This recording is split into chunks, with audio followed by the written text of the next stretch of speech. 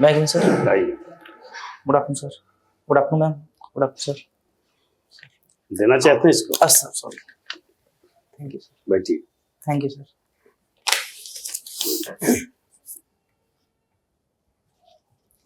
परिचय दीजिए अपना सर और ध्यान रखिएगा जो जी साक्षात्कार ज्ञाप में गाइडलाइन दी गई है उसके आलोक में। जी सर। सर मैंने ग्रेजुएशन में बैचलर ऑफ फार्मेसी की है और सर वर्तमान में मैं मेडिकल स्टोर चलाता हूँ सर। Bachelor of pharmacy. जी सर। फार्मेसी क्या होता है? सर फार्मेसी एक ऐसी विज्ञान की शाखा है जिसमें हम औषधियों की बनाने की प्रक्रिया के बारे में और उसकी कैसे यूज करना है, इन सभी चीज़ों के बारे में हम पढ़ते हैं। बनाने की प्रक्रिया और यूज करना। जी सर। हमने सुन रखा है मेडिकल स्टोर चलाने के लिए ये डिग्री लाइसेंस होनी चाहिए आपके पास। जी सर। तो बैचलर ऑफ फार्मेसी ही जरूरी है, फिर मेडिकल स्टोर चलाने के लिए कोई और डिप्लोमा वगैरह से भी काम चल सकता है? जी सर। सर अगर मेडिकल स्टोर ही खोलना है तो उसके लिए सर डिप्लोमा इन फार्मेसी और होता है, जिसे हम शॉर्ट फॉर्म में डीफॉर्म बोलते हैं, तो उससे भी मेडिकल का लाइसेंस प्राप्त हो जाता है सर। उस कोर्स का ड्यूरेशन क्या होता है? सर उस कोर्स का डी फार्मा जो होता है सर 2 साल का होता है और सर जो बी फार्मा होता है वो 4 वर्ष का होता है सर। बी फार्मा 4 वर्ष का है? जी सर। ठीक है, ठीक ठाक फील्ड में है, उसी फील्ड में आपको आजमाना चाहिए, एक्शन करना चाहिए। क्यों आप इधर आना चाहते हैं? सर इसका सर मैंने अपने क्षेत्र में देखा है सर, कई सारी चुनौतियां हैं, तो सर अगर हमें अवसर मिलेगा तो मैं उस क्षेत्र में और बेहतर काम करना चाहूँगा, तो इस वजह से सर मैं इस फील्ड में आना चाहता हूँ सर। नंबर 1 पर आपने किस पद को रखा है? Sir deputy collector. दूसरे नंबर पर? Sir ARTO। डिप्टी एसपी क्यों नहीं रखा आपने? सर मैं जो शारीरिक मानदंड है उनको पूरा नहीं करता हूँ सर। ठीक है, तो डिप्टी कलेक्टर। जी। कुछ एक गुण जो डिप्टी कलेक्टर में पाए जाते हैं जी और आप में भी विद्यमान है, तो बता दीजिए उनको। सर सर्वप्रथम ईमानदारी। सर मैं जो भी काम करता हूँ पूरी ईमानदारी के साथ करता हूँ। सर दूसरा जो है मैं अपने कार्य के प्रति समर्पण भाव, और सर समयबद्धता एक कारण है, और सर लोगों के प्रति सेवा भाव।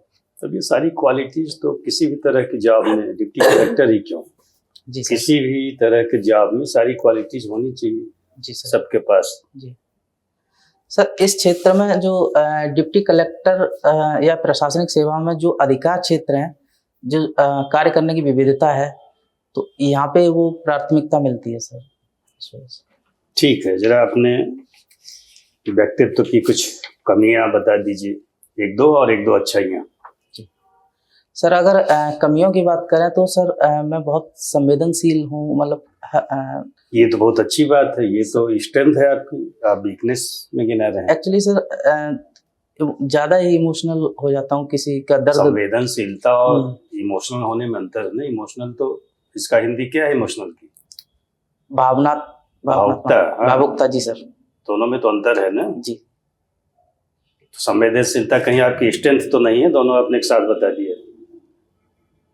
नहीं सर, स्ट्रेंथ तो एक्चुअली सर किसी के दर्द देखता हूँ तो मैं सर उस हिसाब से मैं बता रहा हूँ सर, तो मैं भी भावुक हो जाता हूँ। चलिए एक स्ट्रेंथ बता दीजिए। सर स्ट्रेंथ की बात करें तो ईमानदारी और। ठीक जी सर। संघीय ढांचा क्या है? संघीय ढांचा सर संविधान का जो सर जो केशवानंद भारती बाद में एक सुप्रीम कोर्ट ने गाइडलाइंस दी थी कि जो संविधान के मूल्य हैं जिनमें हम परिवर्तन नहीं कर सकते हैं, मूल ढांचे में परिवर्तन नहीं कर सकते हैं, सर इसमें संघीय ढांचे में जैसे सुप्रीम कोर्ट ने ही बताया, जैसे धर्मनिरपेक्षता है, या सर फेडरल शक्तियों का विभाजन है, या राष्ट्रपति के चुनाव, सर ऐसे जो चीजें हैं तो उसे संघीय ढांचे के। मैं जो पूछ रहा हूँ उसमें कहीं या तो आप समझ नहीं पा रहे हैं एकदम से, कोई उसकी एक चीज नहीं बता रहे हैं। यानी जितने भी पॉलिटिकल साइंटिस्ट हैं जी, वो संविधान को 2 भागों में बांटते हैं। जी सर। संघात्मक और एकात्मक। अंग्रेजी में लिखते हैं, हिंदी में सर फेडरल या यूनिटरी जो है जी। तो फेडरल कॉन्स्टिट्यूशन के कौन कौन से तत्व हैं, जो है कौन से एलिमेंट हैं जो किसी भी संविधान को फेडरल बनाते हैं? और आपका देश कितना फेडरल है? जी सर। सर सर्वप्रथम इसमें शक्तियों का विभाजन हो गया सर, और लिखित संविधान सर। और सर सर अभी इतनी आता तैयारी तो होनी चाहिए ना। जी सर। वैसे भी मुझे ये लग रहा था क्या फार्मेसी में होकर के जो है तैयारी कैसे किए होंगे, कैसे सब्जेक्ट्स को समझे होंगे? जी सर। जी सर। जी। अध्यादेश और अधिनियम में क्या अंतर है? सर अध्यादेश एक ऐसा कानून होता है जब एक सदन लोकसभा का संसद का एक सदन जब कार्यरत नहीं होता है, उस समय राष्ट्रपति के द्वारा जो लागू किया जाता नियम बनाए जाते हैं उसे अध्यादेश कहते हैं। और सर अधिनियम जो होता है वो अध्यादेश सदन बनाता है? नहीं सर, एक सदन उस टाइम पे होना चाहिए और दूसरा एक सदन होना चाहिए। जी सर। कोई भी कानून एक सदन से बनता है कि दोनों सदन से बनता है? नहीं, कानून तो सर दोनों सदन से बनता है, लेकिन सर उस समय जैसे एक सदन कार्यरत नहीं है तो राष्ट्रपति उस समय कानून बना सकता है। राष्ट्रपति तो आपको सीधा ये कहना चाहिए कि ये कार्यपालिका के द्वारा बनाया गया या उसके द्वारा निर्मित कानून है। जी सर। और जब सदन सत्र में न हो उस वक्त आप कहने एक सदन जब हो दूसरा सदन नहीं हो। Sorry sir. कितने अवधि तक चलता है अध्यादेश? अध्यादेश और अधिनियम का अंतर हमने पूछा। हाँ सर। तो अधिनियम सर जब संसद द्वारा कोई कानून विधेयक लाया जाता है, उसमें राष्ट्रपति के हस्ताक्षर होने के बाद जो अधिनियम बन जाता है उसे ही अधिनियम कहते हैं सर। जो सीधे भेज दिया जाता है? नहीं है क्या इसके लिए कोई प्रारूप होता है, कहीं और जाता है? जी सर। कुछ डिस्कशंस होते हैं सर इसमें सर कोई भी मंत्री जब सदन में पेश करता है या लोकसभा या राज्यसभा में, तो उससे सर कई सारे स्टेप होते हैं। जब उन स्टेप चरणबद्ध तरीके से गुजर, उन स्टेप्स का कुछ नाम होता है। हाँ, कैसे बताते हैं सर? प्रथम चरण जो सर विधेयक को पेश किया जाता है सदन में, उस पर चर्चा होती है सर। चर्चा होने के बाद वोटिंग होती है, फिर उसके बाद सर दूसरे सदन वोटिंग नहीं कहना चाहिए, पारित होता है। पारित होता है सर, पारित। तो फिर दूसरे सदन में यही प्रक्रिया दोहराई जाती है। अगर सर वह सदन आगे के लिए पारित कर देता है तो राष्ट्रपति उस पर अनुमति दे सकते हैं, नहीं दे सकते हैं, या फिर वीटो पावर का इस्तेमाल कर सकते हैं। तो अगर सर हस्ताक्षर कर देते हैं तो वो अधिनियम पारित हो जाने के बाद चुनौती दी जा सकती है किसी भी अधिनियम को? पारित चुनौती समझ रहे हैं ना जी? मतलब अदालत में ये दरखास्त दे करके, प्रेयर करके कि ये जो है संविधान के विपरीत है और इसे रद्द कर दिया जाए, क्या ऐसा हो सकता है? जी सर, न्यायपालिका इसमें जुडिशियल रिव्यू कर सकती है। जुडिशियल रिव्यू कर सकती है? जी सर। क्या मतलब होता है रिव्यू का? सर उसमें देखते हैं कि मौलिक अधिकारों के का हनन तो नहीं हो रहा है, तो उस को देख के न्यायपालिका जो होती है सर, तो अगर ऐसा देखती है कि फंडामेंटल राइट्स का हनन हो रहा है या फिर कोई भी ऐसी कमियां दिखती हैं तो न्यायपालिका में कौन सी न्यायपालिका करती है? Supreme Court sir. High Court नहीं? High Court sir, sorry sir, तैयारी नहीं की है आपने सर? एक्चुअली रिकॉल नहीं कर पा रहा था यार। केंद्र और राज्य के जो विधायी संबंध होते हैं जी, वो कहाँ दिए गए हैं? डिवीजन ऑफ पावर होता है ना फेडरल सिस्टम में। जी सर। तो सर एग्जैक्ट नहीं पता सर, अगर अनुमति दें तो गैस कर सकते हैं आर्टिकल। आर्टिकल ही नहीं हो बताना पड़ेगा, आर्टिकल तो 246 से बता दे रहे हैं। हाँ 246 जी सर। लेकिन उसमें क्या है, उसमें तो सूची दी गई है, सूचियों में प्रविष्टियां जो के लिए 7 शेड्यूल जाना पड़ेगा। चलिए ठीक है जी सर, 7 नियम सूची सर। मैडम ये बताइए, आपकी दवाओं का काम है आपका जी, 2 वर्ड एनकाउंटर करते हैं, एक केमिस्ट शॉप, एक मेडिकल स्टोर जी। What is the difference between these two? Ma'am लिखा रहता है ना कुछ जगह पे मेडिकल स्टोर लिखा रहता है, कहीं केमिस्ट शॉप लिखा रहता है। जी जी। क्या डिफरेंस? मैम ऐसा कोई sorry sir ma'am, sorry ma'am, exact नहीं पता। आपका क्या है, केमिस्ट शॉप है कि medical store? Ma'am medical store है।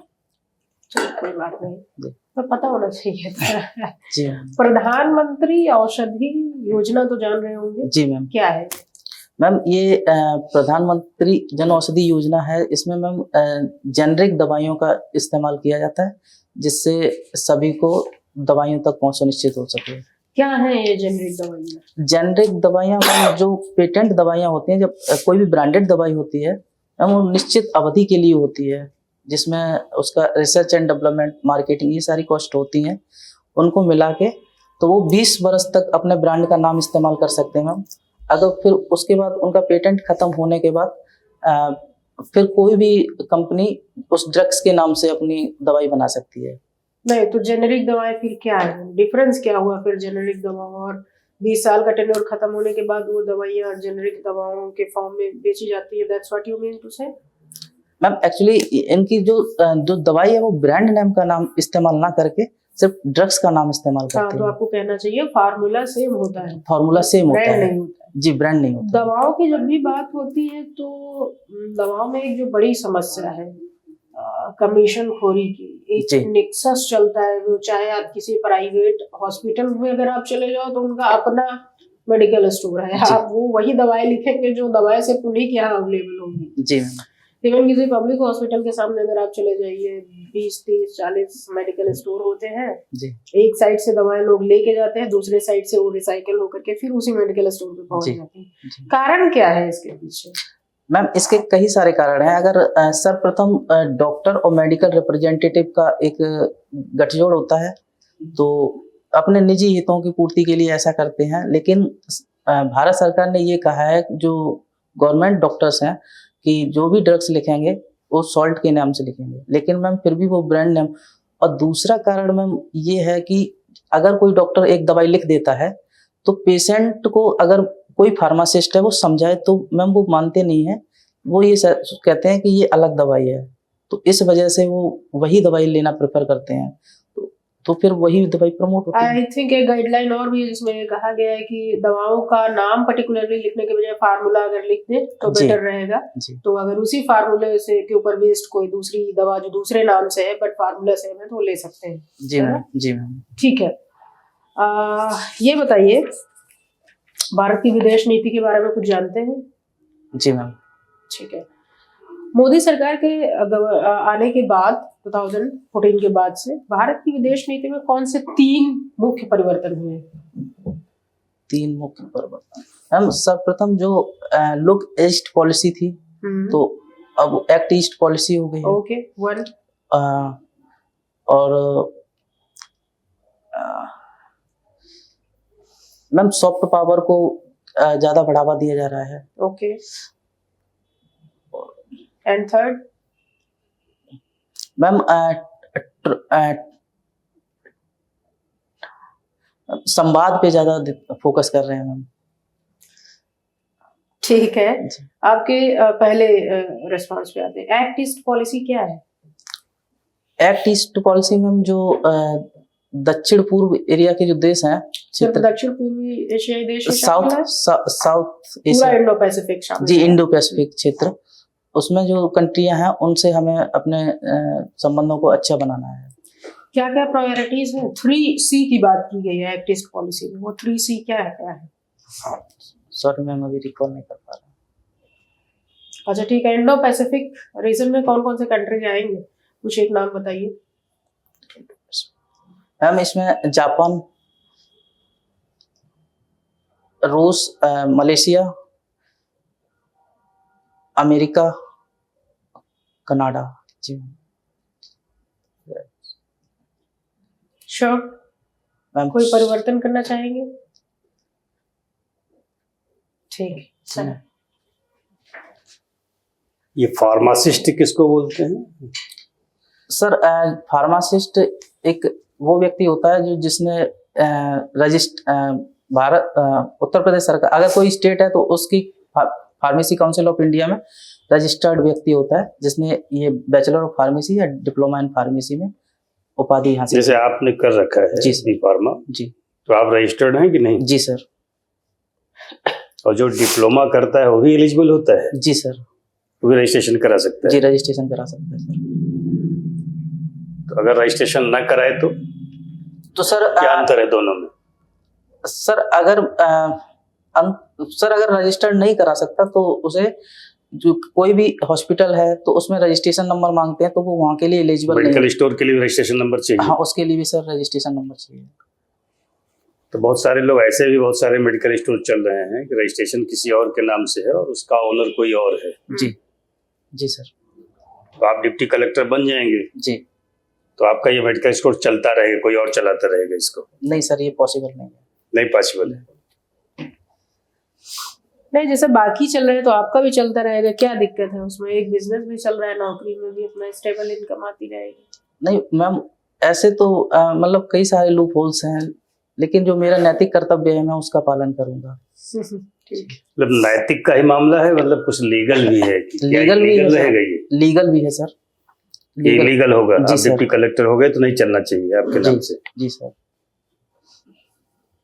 ठीक है। ये जेनेरिक मेडिसिन क्या होती हैं? सर कोई भी ब्रांड जब कोई सर ब्रांड की दवाई होती है सर, मैं अनुमति दें तो एक एग्जांपल के माध्यम से हाँ हाँ, जैसे समझा। जैसे सर एक कंपनी डोलो टेबलेट है सर, जो फीवर के लिए होती है, तो उसमें क्या होता है सर, पैरासीटामोल सॉल्ट होता है। अब सर 20 साल के लिए डोलो अपने नाम से ही बेच सकती है, डोलो नाम से। अगर उसका 20 साल के बाद अगर पेटेंट खत्म हो जाता है तो फिर सर अब वो डोलो और भी कंपनियां बना सकती हैं, उसमें सिर्फ डोलो नाम इस्तेमाल ना करके पैरासीटामोल नाम इस्तेमाल करेंगे, जो उसका ड्रग्स नाम है सर। तो जो नया प्रोडक्ट बनेगा उसे ही जेनरिक मेडिसिन कहते हैं। जेनेरिक दवाएं सस्ती होती हैं? जी सर। ये आप लोग रखते नहीं अपने मेडिकल स्टोर पर? नहीं रखते हैं सर। देते नहीं? देते भी हैं सर। मांगने पर? नहीं सर, मैं तो सजेस्ट करता हूँ सर, लेकिन क्या होता है कि जो पेशेंट होता है सर, तो वो विश्वास नहीं होता। उस विश्वास नहीं होता सर, ट्रस्ट इशू है कहीं ना तो कहीं। डॉक्टर्स प्रेस्क्राइब भी नहीं करते होंगे उसको? सर जो गवर्नमेंट डॉक्टर हैं वो तो लिखते हैं, लेकिन और जो रजिस्टर्ड डॉक्टर होते हैं वो ब्रांड को ही सजेस्ट करते हैं। तो कोई अंतर होता नहीं ऐसे में? कोई बेसिक अंतर नहीं होता है सर। ठीक है। न्यूज़पेपर कौन सा पढ़ते हैं? सर दैनिक जागरण, राष्ट्रीय संस्करण। संपादक कौन है दैनिक जागरण के? संपादक, सॉरी सर। आज का अखबार आपने पढ़ा? जी सर। क्या खबरें छपी हैं सर फ्रंट पेज पर? India AI summit. India AI summit? जी सर। नाम सॉरी, यही है? AI impact summit. AI impact summit. जी सर। आज कौन सा दिन है उसका? सर आज तीसरा दिन है सर। 16 को स्टार्ट हुई, चौथा आज दिन है 20 है। चौथा दिन है सर। मेरे ख्याल से पांचवा होना 500 हो चाहिए। जाएगा भाई। 16 तो 20 तक होगी या एक दिन बढ़ा दिया गया है? 21 तक होगी सर। 21 तक होगी। जी क्या पढ़ा आपने उसके बारे में आज? सर उसमें एक बजट में भी उसका जिक्र किया गया था, जो भारत विस्तार नाम से एक योजना लॉन्च की गई है। तो उसमें सर एग्रीकल्चर के क्षेत्र में बढ़ावा, एआई आर्टिफिशियल इंटेलिजेंस का इस्तेमाल को बढ़ावा देने के लिए। नहीं सब तो 4-5 दिन से छप रहा है, कोई स्पेसिफिक बताइए ना। आज प्रधानमंत्री जी ने कहा है एआई को ह्यूमन सेंट्रिक बनाना उनका मकसद है।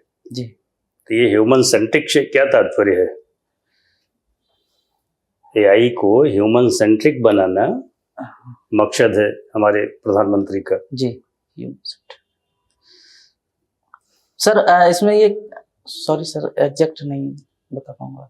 ह्यूमन सेंट्रिक नहीं बता पा रहे हैं? जी सब तो नहीं। दुनिया को भारत का एआई मॉडल अपनाना चाहिए, जी ये भी कहा है प्रधानमंत्री जी ने। तो ये एआई मॉडल क्या है भारत का?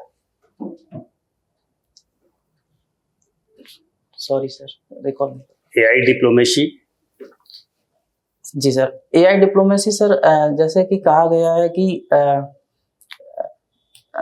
हमें एआई के क्षेत्र में तीसरे नंबर तक आना है, तो उसमें सर कई सारे देशों का सहयोग जरूरी है, जैसे फ्रांस है। नहीं, उसमें भी प्रधानमंत्री जी ने कहा है कि एआई डिप्लोमेसी के थ्रू भारत वैश्विक नेतृत्व करेगा। जी सर पढ़ लूंगा। और क्या पढ़ा आपने अखबार में एआई इम्पैक्ट समिट के अलावा? सॉरी सर, याद नहीं आ रहा। और 1-2 दिन पहले या 2-3 दिन से चर्चा में है यादव जी की लव स्टोरी। ये एक फिल्म है, जी नजर पड़ी है आपकी? विवादित है, क्यों विवाद हुआ इस पर? सॉरी सर, घूसखोर पंडित करके एक फिल्म थी, जी इसको पढ़ा था? इसमें कौन सी सर। कंट्रोवर्सी थी, जी सर। बताइए। सर इसमें एक विशेष वर्ग को ऐसा बताया गया कि भ्रष्टाचार में लिप्त, तो उस नाम से सर विवाद हो रहा है। तो सर अब इसमें आज की न्यूज में भी था कि इसका नाम जो टाइटल है वो परिवर्तित किया जाएगा। आज की न्यूज में भी था? जी सर। ठीक है, शुभकामना। थैंक जा यू सर। सकते हैं। Thank you sir.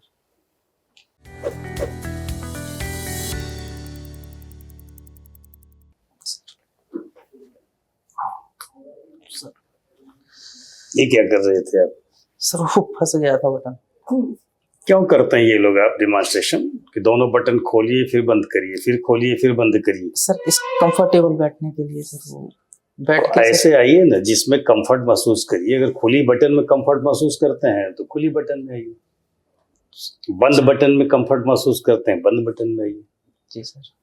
तो कहीं यूट्यूब पे देख के आप कर रहे हैं या किसी ने बताया आपको ये? नहीं सर, जैसे मैं बैठता हूँ तो सर ये प्रेशर फील करता हूँ, इस वजह से। तो खुली बटन में आइए, हम लोग खुली बटन बैठे तो हैं। जी सर, नेक्स्ट टाइम से सर। ये बंद कर दीजिए एक्सरसाइज करना, शायद कोई बता रहा है, ट्रेनिंग दे रहा है आप लोगों को, जी तो ये बंद करिए, अच्छी प्रैक्टिस नहीं है। जी सर। अब आपका भी कंसंट्रेशन लूज होता है ना जी सर। कि आप बटन खोलने में लगे हुए हैं और आपसे बातचीत हमारी होनी है। ये बंद करिए। बताइए कैसा रहा इंटरव्यू? सर जैसा सोचा था वैसा नहीं हुआ। तो ये क्या पहली बार दे रहे हैं और पहले मॉक दे चुके हैं? सर 2 दे चुका हूँ। 2 दे चुके हैं, ये तीसरा है। जी सर। इंटरव्यू आपका 25 को है। जी देखिए आपके ऐसे तो ज्ञान का परीक्षण हो चुका है, जी मेंस आप क्वालिफाई करके आ रहे हैं। प्री में आपने लाखों लोगों को पीछे छोड़ा है, मेंस में हजारों को पीछे आपने छोड़ा। प्रश्न के उत्तर की जहां तक बात है, जो प्रश्न आए उसका उत्तर दिए, जो ना आए उसमें सॉरी बोल दीजिए। जी सर। सारे प्रश्नों को आप टेकअप करिए, उसका उत्तर दीजिए, ये जरूरी नहीं है। जी सर। तो उसमें तो हम नहीं जाते हैं, लेकिन जो टिकट्स हैं, ये इंटरव्यू आप देने आते हैं, फर्स्ट इंप्रेशन, और फिर बैठ करके आप बातचीत करते हैं, जी सर। और फिर आप जाते हैं लास्ट इंप्रेशन, इन सब पे थोड़ा काम कर लीजिए आप। जैसे जब आप वहां से पूछते हैं मैं आई कम इन सर, जी तो उस पर नहीं नजर पड़ी, आप कितना एनर्जेटिक होकर के पूछ रहे थे। जब पूछिए तो कोई तनाव दबाव नहीं दिखना चाहिए। जी सर। और जब आप अंदर आइए तो न तो बहुत हड़बड़ी में आइए और न बहुत जल्दी में। हाँ, सधे हुए कदमों से आइए, 2-3 कदम चल करके आइए, तो एक बार में पूरे बोर्ड को आप अभिवादन कीजिए। ठीक है। Good morning, good noon, good afternoon, जो भी आप बोलते हो, एक बार में पूरे बोर्ड को बोल दीजिए। कोई लेडी मेंबर है तो उनको आप अलग से। ओके, ठीक है। ठीक है सर। फिर आप चल करके आइए चेयर के पास, जी रुक जाइए। अगर आपको बैठने के लिए कहा जाता है तो बैठिए, थैंक यू बोल करके। लेकिन हाँ सर। अब बैठिए, पूरी चेयर में बैठिए, पीछे अपनी जगह छोड़िए, पूरी चेयर में सीधा बैठिए और थोड़ा सीधा होइए। पीछे पीछे बॉडी को ले जाइए। हाँ, बस वो टेकना नहीं, बट सीधा। और थोड़ा सा और सटाइए दोनों पैर, दायां पैर थोड़ा सा आगे करिए, बस 2-3 इंच ना आगे करने के लिए बोल रहे हैं। हाँ, ना पीछे ले जाइए, केवल दायां पैर हमने कहा था। ठीक है, ये जो हाथ रखे इसको भी घुटने से और ऊपर ले जाइए। हाँ, अब थोड़ा सीधा होइए, ऐसे बैठिए, ये ठीक लग रहा है।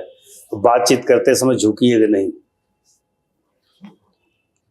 तो आपकी ये हथेली, पैर, शरीर, सिर सब हिल रहा था और आगे की ओर झुका हुआ था, तो बहुत खराब पोस्चर दिखता है। ये ठीक कर लीजिए। जी सर। 5 नंबर तो ऐसे आपका बढ़ जाएगा। ठीक है सर। ठीक है। जी।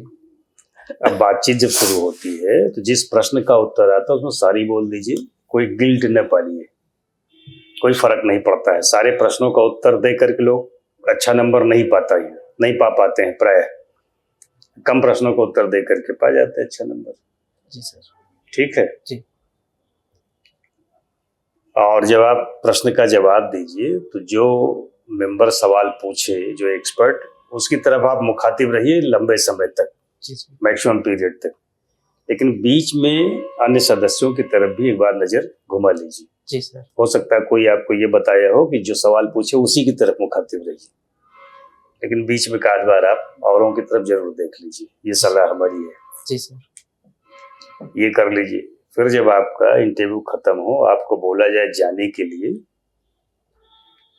तो थैंक यू बोलिए, एक कदम पीछे हटिए और चुपचाप वापस लौट जाइए। उन्हीं सधे हुए कदमों से कॉन्फिडेंस सा जैसे आए थे वैसे। जी। बीच में बैठ करके सारी, चाहे जितनी बार बोलना पड़े, आप अपना रिजल्ट मत बनाइएगा। जी सर। रिजल्ट बनाएंगे तो नुकसान होगा, तब आप कॉन्फिडेंस लूज करेंगे। जी सर। रिजल्ट तो आपका बना बनाया है, 1500 नंबर का मेंस है। सारा दारोमदार तो इस पर है कितना आपने स्कोर किया है। इंटरव्यू केवल 100 नंबर का है। 100 में भी 40 न्यूनतम आपको मिलना ही है। केवल आप जाएंगे नमस्कार करके लौटाएंगे तो अधिकतम 75 मिलेगा। तो बीच में 35 नंबर का ही तो मामला है। जी सर। तो 55-60 नंबर तो ऐसे मिल ही जाएगा आपको, ठीक से, अगर आप ये सारी चीजों को कर लेंगे तो। और डिप्टी कलेक्टर बनना होगा तो आप 40 नंबर पाके भी बन जाएंगे। जी सर। 60 नंबर मिल जाएगा तो रैंक वगैरह आपको मिल जाएगी अच्छी। ठीक है। जी सर। तो डरिए नहीं, कॉन्फिडेंस लूज मत करिए, सारी बोलिए उन सवालों में जिसका उत्तर आपको ना आता हो। इसका पालन कर लीजिए। 1 मार्क और दीजिएगा 1-2 दिन बाद आप। हाँ सर। जी सर। ठीक है जी। शुभकामना, जाइए। Thank you sir. सर जैसे किसी क्वेश्चन के बारे में अब अगर, फिर से आप आगे क्यों झुक रहे हैं? आराम से बोलिए सर जैसे कोई क्वेश्चन है, हमें तो मतलब सही से रिकॉल नहीं हो पा रहा है, लेकिन पता है, उसका बेस पता है। जैसे सर ने पूछा तो उस टाइम पे सारी वो विशेषताएं थी वो याद नहीं आई। ये इसलिए नहीं याद आई कि आप नर्वस, अपने रिजल्ट को लेकर चिंतित हैं। रिजल्ट की चिंता करना छोड़ दीजिए। आप ये मान के चलिए कि एक पद आपके लिए है उसमें। इंटरव्यू शुरू का 3-4-5 मिनट आप मत बता पाइए, आगे 5-7 मिनट आप बढ़िया कर लीजिए, तो नंबर मिल जाता है। जी सर। जितनी सलाह दी गई है इस पर काम कीजिए, एक अगला मार्क और दीजिए, तो आते हुए सवालों का जवाब आप तब दे पाएंगे, अभी नहीं दे पा रहे हैं। जी सर। जी सर। इन चीजों को ठीक कर लीजिए बस। ठीक है, फिर दे पाइएगा, आप मार्क दीजिएगा अगला तो देखिएगा। ठीक है, शुभकामनाएं। Thank you sir. Thank you.